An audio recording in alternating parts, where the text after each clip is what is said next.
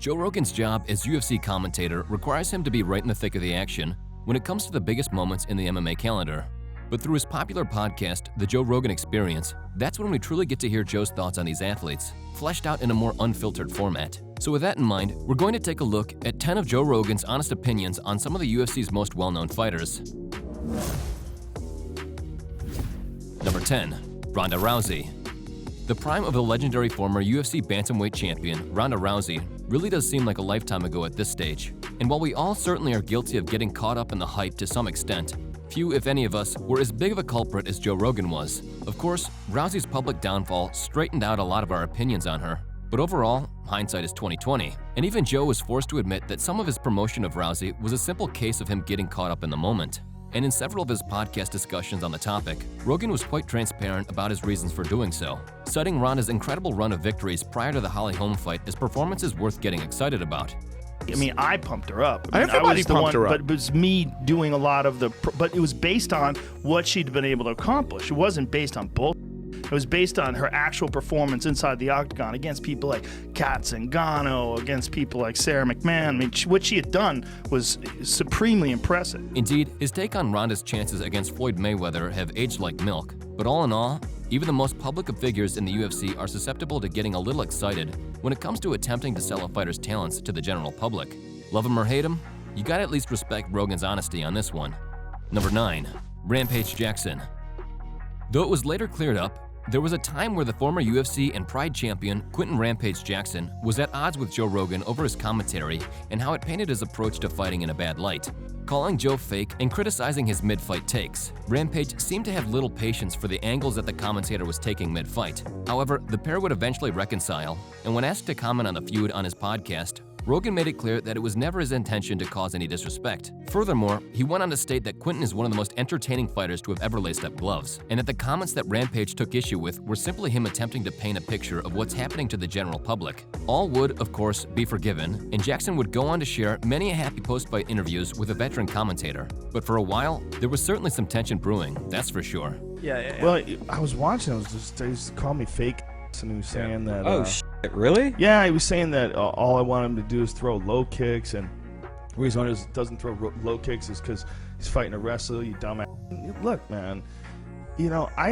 I love Rampage. Yeah. I don't mean to be rude when I assess things. I'm just trying to objectively try to figure out how this guy could be doing better than he's doing. Number 8.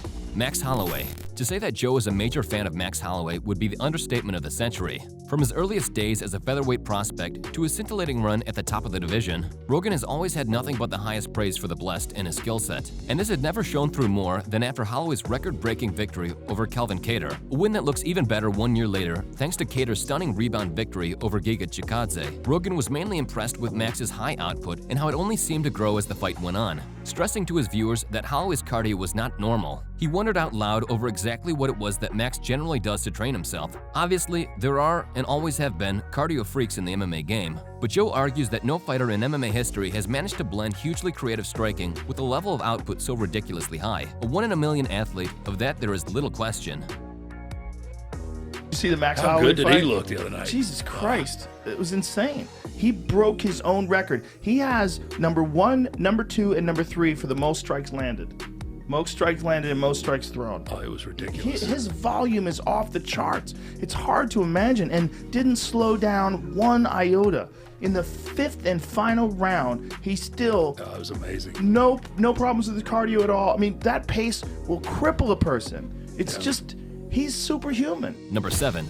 George St. Pierre. If there's been one consistent thing throughout Rogan's long stint as UFC commentator, it's his major awe and admiration for the legendary George St. Pierre, a fighter who, perhaps more than any other candidate, is singled out as Joe's GOAT pick.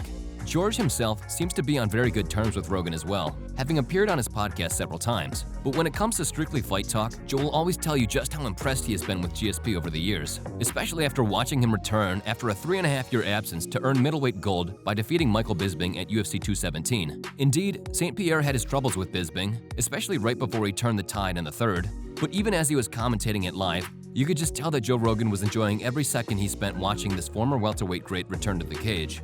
George St. Pierre, he took 4 years off and everything like that, but he's still one of the greatest, if not the greatest of all time, and you saw that in that fight. Yeah. I don't think he was. I mean, Michael cut him. He cut him with those elbows, particularly from the bottom. But you know, George St. Pierre's, he's a special guy. Number 6. BJ Penn. Joe will always be the first to remind us of just how good BJ Penn was in his prime. But even with that being the case, he was forced to give his thoughts on the rather sad decline that has seen this once great athlete turn into something of a laughingstock among some of the meaner-spirited fans of the sport. Lest we forget, BJ was a 2-weight world champion who combined stunning Brazilian jiu-jitsu and excellent boxing with an undeniable natural flair for martial arts. And even when speaking to a man who defeated him a grand total of 3 times in Frankie Edgar, Rogan explained how sad he was to see the former champ engaging in and losing reckless street fights in his home of Hawaii. Penn's losing streak in pro MMA is one of the worst we've ever seen, as everything that initially made him special as a fighter becomes further and further away with each passing loss. For sure. You know, that fight, though, was so sad to watch. Like, that dude clipped him with a left hook and dropped him and bounced his head off the concrete. It was like, Did he say, hit me? He said yes, he let him the hit guy him. hit him. And But then he came back. He went out. He yeah. flashed out and went down. And then, I don't know if the video was continuous or what, but later is a video of him having the guy's back and smashing him. Rogan, thankfully, always makes a clear point of celebrating him for the legend he is. But even in doing so, he can't fully ignore just how far he has fallen. Remember, if you're enjoying our content and want to see more, be sure to leave a like before subscribing to the channel so you don't miss any of our weekly uploads. Number 5. Ben Askren.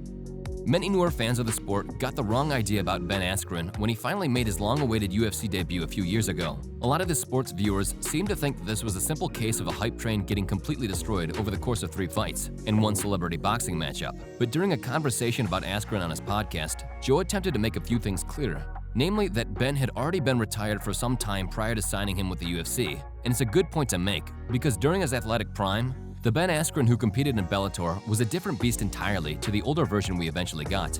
I'm a huge fan, but 3 fights in the UFC. I tough think go. 2 things happened.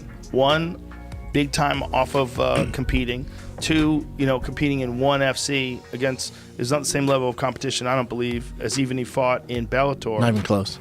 And then 3, you know, the guy's got a f***ed up hip. He's also older though. People forget, like, you know, when Ben got to the UFC, he was an older dude. He had a lot of fights. He was older. The history books might not smile on the funky one due to his embarrassments at the hands of Jorge Masvidal and Jake Paul, but anyone who truly knows his great career in detail can tell you that he was in fact an excellent talent.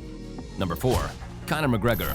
While Joe Rogan has been one of Conor McGregor's most vocal supporters for years now, at one point in time, in the wake of the Irishman's second showdown with Nate Diaz, Joe was forced to clarify his overall aim as a commentator when Conor made some public criticisms of what he had heard when watching the fight back. McGregor, in classic McGregor fashion, made the bold claim that Joe was reading from the script, echoing a common sentiment among the fans that accuses Rogan of drawing too heavily from his own narratives. In response, Rogan, while still respectful to the MMA superstar, made it clear that he was giving his own honest reading of the rematch, while also drawing from his own experience from their first fight, namely his takes on McGregor's cardio. But maybe he just didn't like my commentary.